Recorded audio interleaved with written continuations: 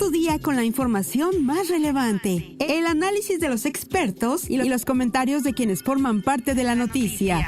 Leonardo Curcio en Fórmula. Saludo con muchísimo cariño al auditorio de Telefórmula, que en estos momentos se enlaza con los trabajos de esta emisión.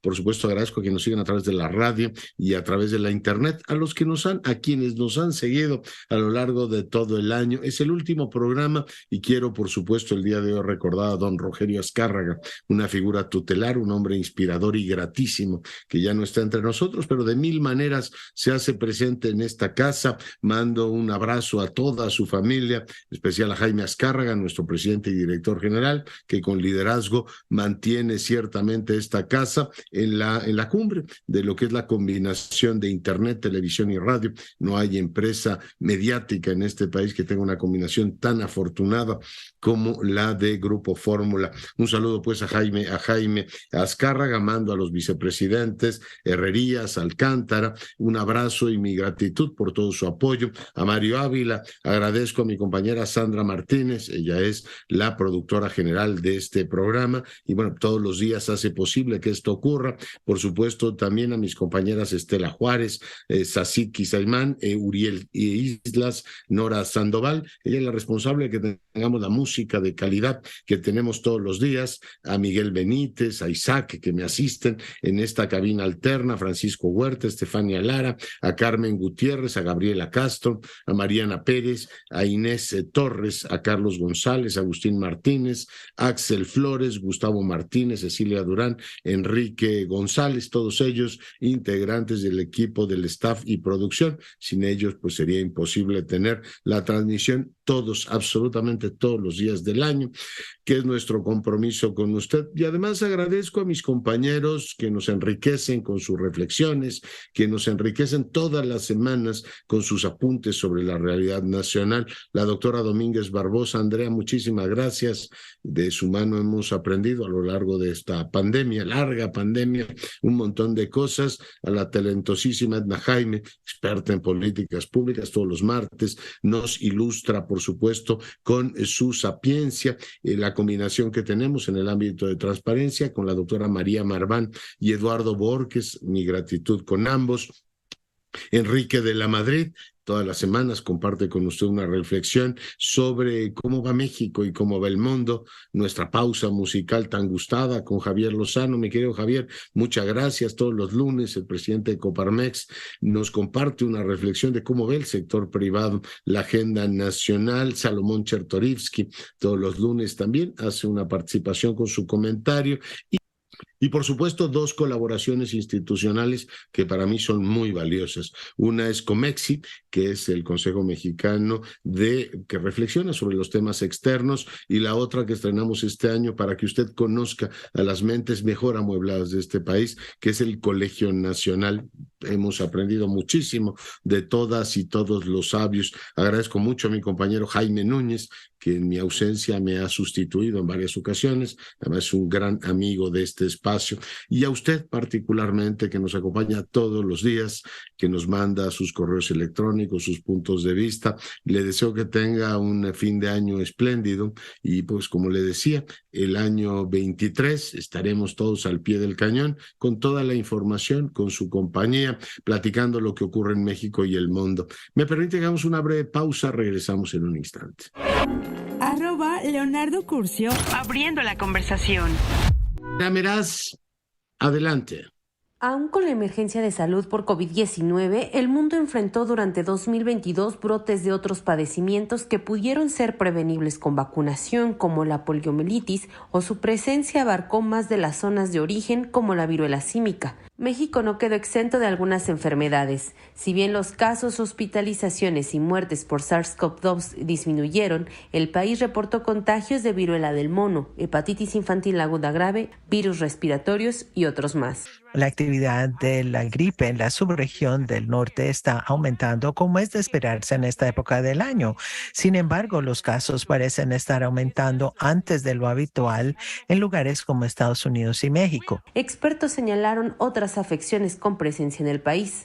Hoy tenemos un incremento importante en enfermedades como tuberculosis meningia, 70%, tuberculosis respiratoria 176%, sífilis congénita 80%, enfermedad invasiva por neumococo 50%, meningitis por meningococo 100%, tosferina 153%, tétanos 66%. Y esto se ve por un lado a que se vuelven a reportar casos. Segundos, porque nos estamos acercando a nuestro estilo de vida natural. Pero tercero, porque hemos olvidado muchas medidas preventivas, como por ejemplo la vacunación. En 2022 sumaron más de 3.1 millones de contagios de COVID-19, 3.500 por viruela símica y más de 200 menores de edad con hepatitis infantil aguda grave. Y los retos para 2023 continúan. Para Grupo Fórmula, Andrea Meraz. Gracias, Andrea. Sara Pablo, te saludo. La relación del presidente Andrés Manuel López Obrador con los poderes legislativo y judicial no ha estado exenta de fricciones. De las dos reformas constitucionales enviadas a la Cámara de Diputados, una para que la Guardia Nacional forme parte de la Secretaría de la Defensa y ampliar la permanencia de soldados y marinos hasta el 2028, y otra para modificar el sistema electoral, solo la primera prosperó con el apoyo del PRI, y en la segunda se vio obligado a impulsar un plan B limitado únicamente a cambios a leyes secundarias.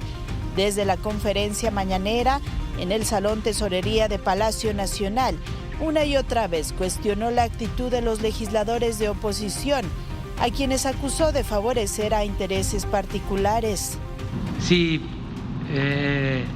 se tratara de defender al pueblo, pues hasta se les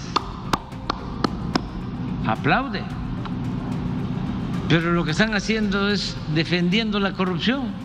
Quienes están votando así se van a ir a la historia, pero al basurero de la historia, porque la gente los está viendo.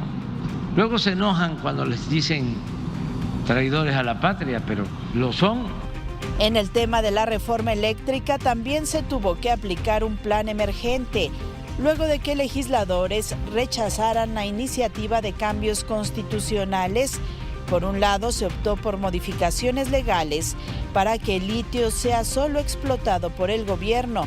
Además, el Ejecutivo hizo valer la resolución de la Suprema Corte de no declarar inconstitucional la ley de la industria eléctrica. Estimó que fue una decisión histórica y patriota en la cual los ministros actuaron con la arrogancia de sentirse libres.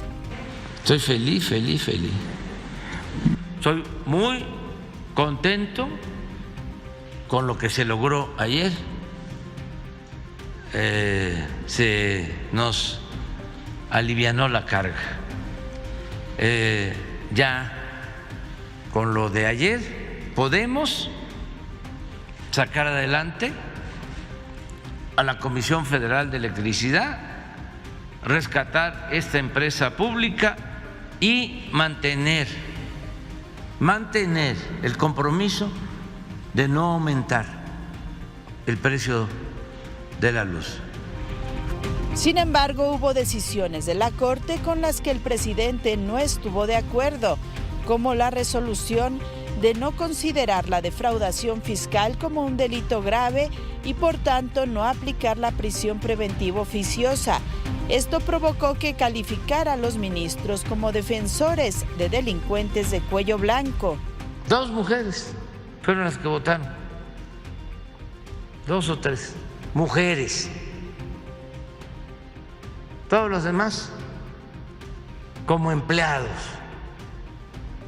de los machuchones. Lamentable, de pena ajena. Nada, una actitud leguleya, ni siquiera apegada a la legalidad, una caricatura de Estado de Derecho. Ya antes el presidente había advertido que le cuesta trabajo contar con el voto de al menos 4 ministros para sacar adelante temas que le interesan en la Corte. Incluso dijo que se equivocó en sus propuestas de ministros, ya que se han dejado llevar por preceptos jurídicos y no están pensando en el proyecto de transformación. En Grupo Fórmula, Sara Pablo. Bueno, y seguimos con la información. A lo largo de este año, pues le hemos prestado mucho más atención al Ejecutivo, que es el poder que pues naturalmente desplaza más agua en este país. Le hemos prestado también mucha atención al legislativo, pero hay que prestarle atención también al judicial, que de manera creciente pues cumple una función no solamente la natural que tiene, sino la reconducción constitucional de un montón de asuntos que particularmente en esta administración pues no han logrado pasar apropiadamente la aduana del legislativo. Muchos de ellos tienen tal nivel de controversia que han terminado en la Suprema Corte de Justicia, de tal manera que echarle un vistazo al judicial es muy productivo en este balance anual. Yo me enlazo ahora con Verónica Ortiz, mi compañera, conducimos juntos, para fortuna mía, Incursionando. Ella es articulista del Heraldo y es una pues gran conocedora de los temas de derecho. Verónica, buenas noches. ¿Qué tal, Leonardo? Qué gusto estar contigo y con tu auditorio. Pues un balance de cómo ha estado efectivamente operando el judicial este año y particularmente una perspectiva. Va a haber un nuevo presidente o presidenta de la Suprema Corte de Justicia. ¿Cómo sientes las cosas?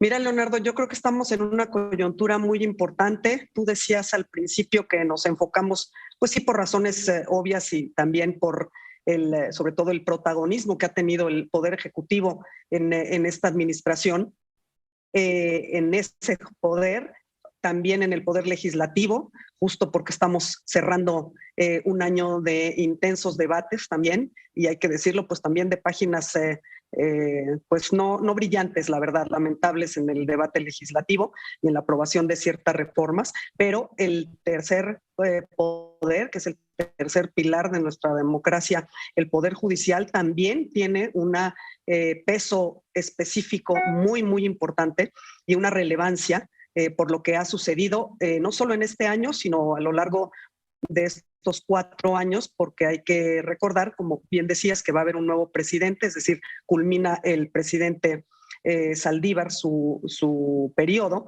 y viene una nueva presidencia por 4 años. Entonces, es muy relevante la coyuntura precisamente por estas circunstancias políticas, sobre todo del país. Y te diría que en retrospectiva, sobre todo en este año, pues como todo, ha habido claroscuros, Leonardo, y también me parece que quizá más oscuros que claros por lo que hace al ejercicio de la Suprema Corte, sobre todo hablando del Pleno de la Suprema Corte. Entonces, ¿por qué? Pongamos primero los oscuros. ¿Qué ves en lo oscuro, mi querida Verónica? Mira, en lo oscuro creo que ha habido una presidencia de la Suprema Corte, en su titular, el presidente saliente Saldívar, que digamos, ha sido un protagonista excesivo. Y no lo digo yo, lo dicen incluso sus pares, si ves las propuestas que han hecho, digamos, para los que están candidateándose para relevarlo, hablan justamente de esta falta de colegialidad, me han dicho, ¿no? Varios de ellos dicen la Suprema debe ser mucho más colegial. Exactamente, ¿no? De esta. Así es decir, el titular el presidente de la Suprema Corte finalmente es la voz entre los pares, pero no está depositada el poder judicial en una persona, sino justamente está depositado en un cuerpo, y tienes a un pleno conformado por 11 ministros. Entonces es una voz entre los pares, pero finalmente responde a ese conjunto y a esa colectividad. Y eso es lo que ha faltado, o lo que, digamos, se puede ver de las propuestas de qué harían hacia futuro. Me parece que ahí hay un tema en el cual quizás ha sido más oscuro que claro, y no se han sentido ni incluidos ni representados, desde luego, los demás ministros que tienen la misma paridad que el ministro presidente. Es decir, aquí no hay una preferencia, sino que es nada más. Hago de abogado del diablo. ¿No es bueno que haya un liderazgo? Digo, yo supongo que en un cuerpo colegiado, igual que ocurre en muchos otros, tú tienes, bueno, algunos actores que por diseño están efectivamente al frente, pero también hay actitudes que le dan como relieve, ¿no? El hecho de que la gente identifique una voz, un apellido, ¿no puede ser benéfico para un poder, Verónica? No, claro que sí. y quizá donde yo marcaría la diferencia es que me parece que, y ahí yo hablaría de un claro, me parece que este ejercicio de ser más cercanos a la ciudadanía, simplemente por el ejercicio de estar comunicando más, eso me parece muy útil. Sobre todo porque siempre se dice que los abogados, y más si se trata de poder judicial, es decir, los jueces, pues hablan de una manera muy críptica o es un lenguaje muy difícil de entender o los temas justamente son demasiado técnicos y demasiado áridos. Entonces, ahí sí me parece un beneficio en cuanto tengas a un liderazgo reconocible por la ciudadanía y que digas, mira, pues justamente nos están comunicando cierto tipo de resoluciones o incluso explicando las sentencias o de qué van los asuntos o cuál es la relevancia de tal o cual votación. Eso es muy válido. Pero eso es una parte, pero no el que de alguna manera se suplante, digamos, la voz de los demás ministros por a lo mejor un protagonismo excesivo, que es lo que, digamos, que la parte oscura que en todo caso veíamos. Oye, Verónica, hay varios temas, volviendo a los claros y los oscuros, tú me dirás dónde los ubicas. En estos días hemos entrevistado a algunos de los aspirantes y el tema de la transparencia es un asunto relevante. México Evalúa hizo un estudio muy interesante que el ministro presidente, el saliente, dijo que no compartía los resultados, pero ahí hay un problema de transparencia. Y déjame ponerte otro tema y pedirte que reacciones a ambos, el sentido de oportunidad. Hay asuntos que se han alargado muchísimo, el tema de las relaciones cívico-militares, en donde, bueno, pues no necesariamente la Suprema Corte ha actuado con los tiempos, a lo mejor no tiene por qué hacerlo, ¿no? Con los tiempos de la política, con dar certidumbre en temas tan importantes como decir, a ver, si el mando es civil o no es civil, en fin, estos asuntos se han alargado mucho. El tema de los tiempos, los relojes y los cristales, la transparencia, Verónica, ¿cómo los ves? Sí. Mira, justo en el término de transparencia, me parece muy atendible, justo, tú mencionabas el estudio o los hallazgos de México Evalúa, también Signos Vitales, que ha proporcionado justamente información sobre qué tan transparentes o no o opacos son los procesos judiciales. Todavía hay déficit en transparencia y que forma parte incluso, pues, de la rendición de cuentas. Me parece que ese es otro de los retos que tendrá que asumir, sobre todo con ese liderazgo justamente dentro del Pleno de la Suprema Corte, quien sea él o la presidenta que venga para los próximos 4 años. Y en el lado que me decías tú de los tiempos y las dilaciones, creo que ahí es donde está uno de los retos mayores y quizá uno de los puntos oscuros que yo, digamos, veo con mayor preocupación. Fíjate que una de las prerrogativas del presidente de la Corte es enlistar los asuntos que se deben de tratar en el Pleno. Es decir, pasa por su aprobación, la lista y los tiempos justo para poder ver esos asuntos. No hay, digamos, tiempos fatales o plazos que se tengan que exigir, lo cual le confiere una gran discrecionalidad. Y ahí es donde creo que está otra de los oscuros, como decía yo, o de las críticas que pueden hacerse a la presidencia del ministro Saldívar, porque él ha retrasado. Hay varias acciones de inconstitucionalidad, controversias constitucionales y sobre todo en los temas que, como bien dices tú, hay asuntos que llevan 3 años, Leonardo, esperando ser resueltos y son de tan vital importancia que incluyen exactamente las labores que debe o no ejercer, por ejemplo, en materia de seguridad pública, la Guardia Nacional. Entonces, tú imagínate si estamos en un limbo jurídico en ese asunto tan trascendente, en el mando o el traspaso de la jefatura de la Guardia Nacional a un mando civil o a la Sedena, porque esas cuestiones contravienen lo que se había aprobado en términos constitucionales. Entonces, ese limbo en el que se mantienen estos asuntos, digo, puede ser muy costoso y puede además causar daños que sean de irreparable solución. Entonces, sí me parece muy importante y muy trascendente que en esta facultad que tiene el presidente de la Corte, pues se atenga justo a la resolución de los asuntos. Y aquí señalaría el reto más importante que también lo hacen sus pares y no lo digo yo, que se ha visto que digamos, no es compatible el ejercicio de ser juzgador y de aplicar la ley con el ejercicio de una militancia política.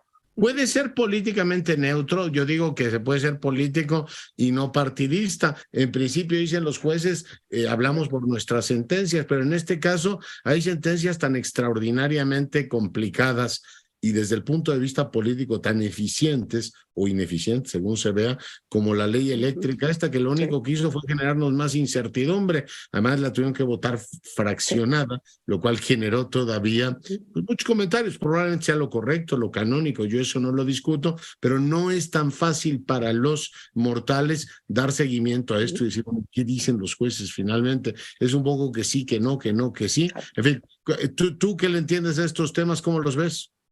No, claro, yo creo que la función de los juzgadores es dar claridad y dar certeza. Cuando abonas justamente, como dices tú en el ejemplo de la ley eléctrica, a una confusión, o cuando en el ejercicio aquel de la revocación de mandato o del juicio a los expresidentes, lo que se hizo fue hacer un enredo de las preguntas, por ejemplo, para las consultas, que ya resultaba no solo confuso para quien iba a acudir a la consulta, sino de imposible implementación de los efectos. Bueno, creo que ahí estamos hablando de lo que se refiere de ser políticamente neutro. No que no tengan sus posiciones. Todos los ministros y todos los ciudadanos podemos tener posiciones políticas. Lo que no puedes es impartir justicia, digamos, más como activista político que como juzgador. Preguntarte, el tema de la integridad del Poder Judicial. Buena parte de la reforma que llamó Saldívar hablaba de eso, reducir la corrupción. Su acción también estaba muy centrada en eso, golpear el tema también del nepotismo, todas estas redes que hay en el Poder Judicial, de familias enteras que trabajan en el mismo. En esos, ¿qué valoración tienes y hacia dónde se debería mover? Verónica. Son otros dos puntos y retos muy importantes. Creo que es justo decir que se ha avanzado, porque efectivamente uno de los objetivos principales del ministro Saldívar y de esta administración saliente o presidencia saliente fue el combate a la corrupción y el tema del nepotismo, que por cierto también justo pues, se identifican con las prioridades del gobierno del presidente López Obrador, y entonces se trató justamente de abarcar no solo en términos del poder ejecutivo, sino de hacerlo como una forma generalizada de digamos, de búsqueda de mejores rendimientos, de rendición de cuentas y mejores rendimientos en cuanto al poder judicial. El tema de la corrupción se ha avanzado, sin embargo, digamos, es un tema también que es estructural, porque evidentemente no estamos hablando nada más de la Suprema Corte, sino de todo el poder judicial. Entonces, los retos siguen. Existen todavía casos, obviamente, de corrupción a nivel judicial y sobre todo, me parece, a nivel estatal, porque nuevamente quizá la percepción es muy negativa, Verónica. Totalmente. La gente no confía en los jueces. Yo creo que a cualquier mexicano lo aterra si le dices vamos a juicio, Dios me libre. Sí, en vez de sentir la tranquilidad de que te va a amparar la justicia, ¿no? Por supuesto, y además no solo eso, sino que si tú recorres ese nivel de desconfianza, es la misma desconfianza, por ejemplo, que tienes en el poder legislativo o que tienes en las policías o en la procuración de justicia. Es decir, todo el espectro tanto del poder ejecutivo como del legislativo y como el judicial está verdaderamente impregnado, ¿no? por esta desconfianza y sobre todo esta percepción de corrupción que claramente pues, es una percepción que está avalada por los hechos. Pero incluso yo hace mucho de haber trabajado en el Poder Judicial, cuando estaba estudiando en la carrera, sí te puedo decir que hay los casos contrastantes de jueces verdaderamente heroicos que cumplen con su deber y son incorruptibles, junto con otros que evidentemente pues tienen a venta y al mejor postor sus resoluciones y sus sentencias. Oye, habría que revisar un tema muy delicado que ocurrió en esta administración, que es la inamovilidad de los ministros. Salió el ministro Medina Mora sin que tuviésemos una explicación de por qué hubo una causa grave. Parece más bien una amenaza. Recordar también que en este caso el legislativo no cumplió con su función como de dique, ¿no? Evitar que se den este tipo de cosas. Se aceptó sin mayor información la renuncia, con lo cual se conculca uno de los principios fundamentales de la independencia judicial, que eres inamovible hasta que el poder político con suficiente fuerza y complicidad, debo decir, de los otros poderes, lo vulnera. Verónica, ¿habría que revisar ese blindaje que tienen los y las ministras? Sí, fíjate que sí, sobre todo porque tú hablas de un caso emblemático como bien dices, además de que el Poder Legislativo no fungió como dique, porque tiene que haber una causa grave para que se pueda remover a un ministro e incluso para que pueda renunciar también. Es decir, no es tan fácil, precisamente porque el principio de inamovilidad así lo exige. Y en el caso del ministro Medina Mora, no solo vimos esa falla del parte del legislativo, sino incluso del mismo Poder Judicial incluso, y hay críticos que así lo señalan, la tibieza justamente del propio ministro Saldívar para, defender o como cuerpo del Pleno de la Suprema Corte, de alguna manera por lo menos que se exigiera el que se hicieran públicos exactamente el caso, el que en todo caso se prosiguiera una causa de un juicio político para poder remover a un ministro y a un funcionario de ese nivel, ¿no? Lo cual no se dio. Y lo ligo con el tema de la corrupción que tú decías, porque creo que algo que sucedió también es el pretender que una sola persona podía hacerse cargo de una reforma judicial de gran calado, porque casi era la persona que encarnaba la honestidad en todo el poder legislativo judicial, y ese era el presidente de la Suprema Corte. Y como recordarás, intentaron una ampliación de mandato. Exactamente, de la mano de ese argumento de que solo el ministro presidente Arturo Saldívar tenía la probidad como para garantizar que esta reforma judicial y sobre todo en la parte de combate a la corrupción pudiera llevarse a cabo. Incluso hubo unas acusaciones del presidente de la República casi diciendo que era el único ministro en el cual confiaba, porque todos los demás no confiaban en ellos, incluso ministros que han sido justamente promovidos y designados ya durante la administración del presidente López Obrador. Entonces, esa parte la ligo por eso con eso, y me parece definitivamente que como en otros casos muy serios que se han dado remoción de funcionarios, sobre todo de poderes del Estado, claramente hay que revisar y sobre todo hay que cumplir nuevamente. No se puede simplemente, remover a alguien por razones que no sean estrictamente las que proceden legalmente. Espléndido. Pues Verónica, no sabes cuánto agradezco el tiempo que hayas conversado esta noche con nosotros. Al contrario, Leonardo, siempre un gusto. Gracias, feliz año. Igualmente para ti y para todo tu auditorio. Bueno, pues vamos a una breve pausa, volvemos. @Leonardo Curcio, abriendo la conversación. Quiero decirle que en días pasados leía con enorme interés, se lo comentaba, un texto que se titula La civilización de la memoria del pez. Ayer el embajador Gauthier Mignot nos adelantaba también algo de esto. Y bueno, son estos autores franceses que tienen la habilidad como de captar ciertas cuestiones de manera brillante y uno dice, ¡ah, eureka! Mira, a este señor se le ocurrió lo que yo intuía o sospechaba, pero lo dicen como en su momento Baudrillard habló de la seducción, ¿se acuerda? O Lipovetsky, que lo teníamos ahí en la Feria del Libro, hablando de lo efímero. He leído este libro con un enorme interés, es de Bruno Patiño, él es presidente de Arte Hey, él tiene una gran cantidad de ensayos, La prensa sin Gutenberg en nuestra lengua, La condición numérica, y ahora ha escrito este libro, hay la versión en lengua española, que le recomiendo ampliamente, La civilización de la memoria del pez, que es un esfuerzo por entender este asunto de la economía de la atención. Le doy la más cordial bienvenida, Bruno, ¿cómo está? Buenas noches. Muy buenas noches, encantado de estar aquí y muchas gracias por sus palabras, por el libro, encantado.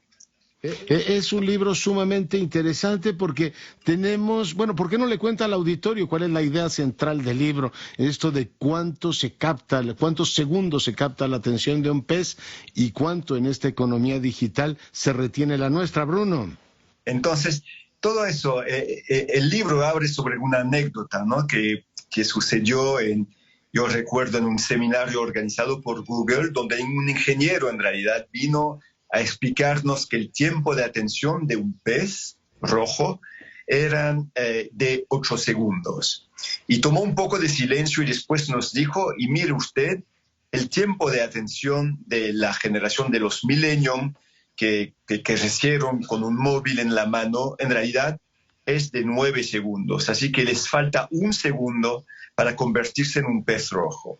Y yo entendí o quise entender no solamente esa pérdida de atención que nosotros, no solamente los jóvenes, todos nosotros podemos sentir en un momento, pero 2 fenómenos yo creo que vivimos individualmente: el fenómeno de la dependencia al móvil. ¿Por qué no puedo dejar al lado mi teléfono móvil? Porque cuando estamos en pareja, en familia, en el trabajo, en los estudios, siempre estamos mirando nuestra pantalla. Ese es el fenómeno individual. Y el fenómeno colectivo de la polarización del debate público, porque en las redes sociales se han convertido en un lugar en los cuales nos combatimos más bien que debatimos en realidad. Y quise tratar de entender de manera entretenida, ojalá, y tal vez seria, ojalá también, teóricamente. Las dos cosas las consigue, tienes un accessit pero amplísimo.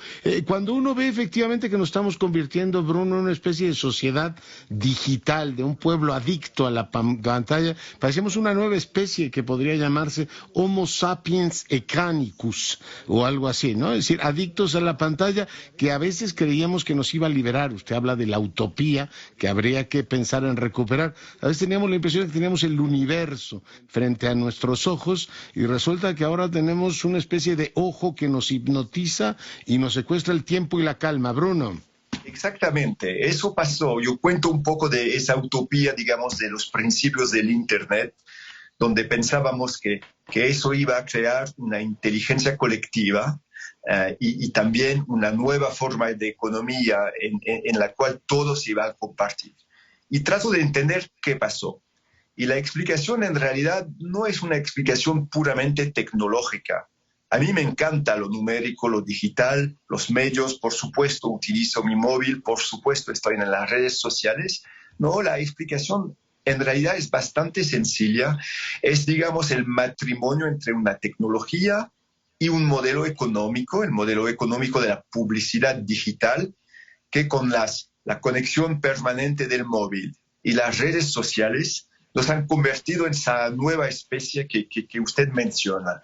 Y en realidad todo el modelo económico de las plataformas consigue o tiene una sola meta: desarrollar su cifra de negocios, por supuesto, como todas las empresas lo hacen. Y la cifra de negocio depende del tiempo que pasamos en las redes sociales. Entonces trato de explicar, contar y tal vez también teorizar un poco este modelo, esas herramientas que fueron desarrolladas por esas compañías para quedarnos adictos a ellas, para que nosotros no podamos dejar el móvil de al lado. Sí, sí. Cada día nos resulta más difícil resistir el campo gravitatorio del móvil. Usted pone elementos desafiantes, dice, ¿se imaginan zonas donde no admitan, es decir, que no haya conexión a internet y que nos digan, no van a tener más remedio que conversar, reflexionar, profundizar y no tener estímulos que cada 8 o 9 segundos te estén mandando una fotografía nueva, una hipercreación? Cita usted la cantidad de tweets que se generan cada minuto y esto pues compite, en fin, el centro de la argumentación es la economía de la atención, pero ciertamente nos hemos vuelto adictos a eso. Habría que pensar como en esas zonas liberadas, Bruno. Sí, por supuesto, zonas y momentos. Momentos en los cuales decidimos que en ese tipo de momento nunca me voy a conectar. Por ejemplo, cuando estoy en pareja o cuando estoy almorzando en familia o cenando en familia, y lugares tal vez las escuelas, tal vez otros lugares donde normalmente se debe desconectar. Pero eso no se va a suceder de sí solo. Yo creo que entender cómo se han mezclado las neurociencias, lo cuento eso, con las ciencias digitales, cómo se ha construido una especie de monstruo numérico que en realidad nos hace ganar tiempo porque nos conecta con todos, pero también nos roba tiempo en realidad, ese tiempo de atención necesario a su cifra de negocio. Yo creo que entenderlo muy bien es muy importante. Y yo creo que las anécdotas, la teoría y todo eso permite a un momento, como usted decía, dice, eso lo siento, eso lo vivo, eso lo entiendo ahora y cuando lo entiendo puedo empezar a actuar contra eso, liberarme un poco de esa dependencia que es la nuestra. Sí, porque dice usted en algún momento, es un modelo de servidumbre voluntaria y da cifras, son aterrorizadoras. Un brasileño en promedio puede pasar 4 horas 50 minutos con su teléfono en la mano, un americano 2:37 y un francés 1 hora y media, Bruno. Sí, y hay un último estudio que acaba de parecer que el 40, para la gente que está, digamos, utilizando una red social, que lo llamemos TikTok, Instagram, WhatsApp o Facebook, en promedio, el 40% del tiempo en que no dormimos lo pasamos en las redes sociales, incluso cuando estamos haciendo algo otro, estamos estudiando, trabajando y todo eso. Pero 40% del tiempo en el cual estamos despiertos. Y que lo que cuento en el libro también es todas esas patologías que nosotros vivimos de manera diaria a causa de esa economía de la atención digital. Oiga, y también es un tema delicadísimo, pero dormimos peor, ¿no? Está mucha gente pendiente de su celular, de su móvil, porque literalmente tiene una latencia permanente, está ahí al lado nuestro. Yo no sabía que tenía tantos efectos deleterios, Bruno. No, y para contarle una anécdota, la idea del libro al principio me vino por eso, porque yo 5 veces por noche me despertaba para mirar mi móvil. Y por supuesto, estaba muy cansado. Y cuando hablé de eso, un médico me miró como si estuviera loco, pero después hice un poco de encuesta y me di cuenta que en Europa, por lo menos, el 40% de la gente a un momento u otro mira su móvil mientras normalmente debería estar durmiendo. Sí. No, interesantísimo. Necesitamos espacio para el silencio, para la meditación y reflexión. Habla usted, por supuesto, también de la necesidad esta que tenemos casi compulsiva de tener likes, ¿no? De tener corazones y aprobación de los demás. Necesitamos estar permanentemente ahí. Pero comparta con el auditorio también la parte política y la parte, digamos, del consumo de información. Las democracias están basadas en la deliberación pública, una deliberación sana, y ahora tenemos una especie de histerización, de histeria, Bruno, de la conversación pública, en gran medida alimentada por estas redes. Sí, eso es muy, muy importante entenderlo porque en realidad es muy sencillo. Hablamos de ese objetivo, esa meta de las grandes redes sociales de aumentar su cifra de negocios, entonces aumentar el tiempo que nosotros pasamos en las redes. Eso es muy simple. Entonces después en esas redes sociales el algoritmo va a clasificar los mensajes según su eficiencia económica. Y un mensaje eficiente económicamente necesita tener 2 rasgos. Primer rasgo, va a atraer su atención cuando usted está haciendo algo y va a decir, wow, esto me sorprende. Y segunda cosa, usted lo va a viralizar, lo va a compartir muy rápidamente para que pueda atraer la atención de otros usuarios. Y entonces cuando se mira el tipo o la naturaleza de los mensajes que están acelerados y los mensajes que están frenados, en realidad los mensajes que están acelerados son los mensajes que apuntan a nuestra emoción, a nuestra rabia, a nuestra risa. Pero los mensajes, digamos, más tranquilos de información no son tan eficientes económicamente, entonces se frenan. Y así es como las redes sociales no son el espejo de nuestra sociedad, o ni siquiera el espejo de nosotros mismos, sino el espejo de nuestras rabias, de nuestras risas, de nuestras emociones. Y el debate público, la democracia, se vuelve una especie de emocracia, de diálogo de emociones. Y eso, por supuesto, impacta muchísimo al espacio público y modifica digamos, las democracias, los regímenes políticos que son los nuestros. El libro lo he encontrado fascinante, además es de lectura muy directa. A mí la versión española me gustó mucho, espero que esté satisfecho con la traducción. Sí, la traductora hizo un trabajo estupendo. Yo entiendo un poco el castellano, lo hablo un poco, como podrá usted escucharlo, a pesar de mi acento francés. Lo habla muy bien, Bruno, por favor. Y pude averiguar que verdaderamente la traducción es fenomenal y le agradezco mucho a la traductora.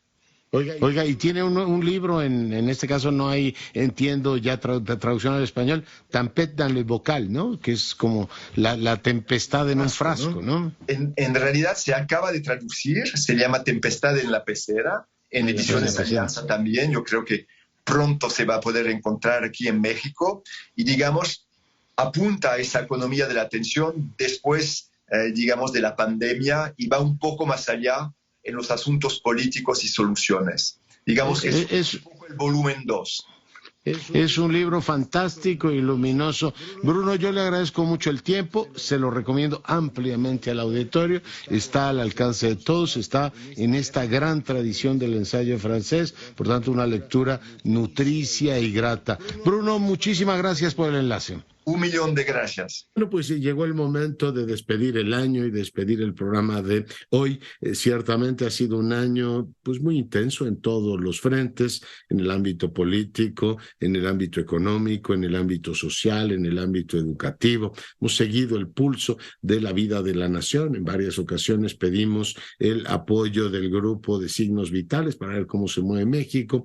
Hemos intentado, a lo más que da a nuestro entender, informarle de lo que ocurre en el mundo. Es muy importante no perder de vista el contexto internacional en el que se inserta México. Finalmente somos una de las principales economías del mundo, tenemos interacciones de mil maneras con los vecinos, con países latinoamericanos, con Europa, y hemos tratado de dar cuenta de ellos y además pues llevarle a usted información grata sobre las cosas muy positivas que se hacen en nuestro país, en el ámbito cultural, en el ámbito científico. Tenemos grandes instituciones que trabajan todos los días para llevar el nombre de nuestro país a lo más alto. En fin, nos hemos, por supuesto, hecho esa idea de llevarle a usted toda la información de manera compactada, precisa, todos los días y distribuirla de la mejor manera para que usted tenga el panorama más certero de lo que ocurre en México y el mundo. Mi gratitud, pues, con usted que nos ha acompañado a lo largo de todo este año.